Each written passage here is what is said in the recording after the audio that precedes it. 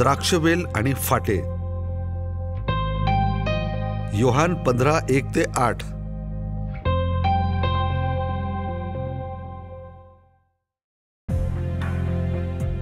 मीच खरा द्राक्षवेल आहे आणि माझा पिता माळी आहे.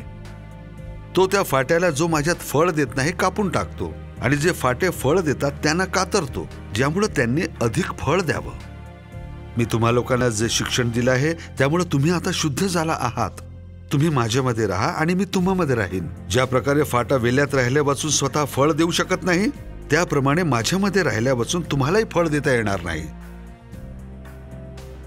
मी द्राक्षवेल आहे आणि तुम्ही फाटे आहात. जो माझ्यामध्ये राहतो आणि मी त्याच्यामध्ये राहतो तोच पुष्कळ फळ देतो, कारण माझ्यापासून वेगळे असल्यास तुम्ही काहीच करू शकत नाही.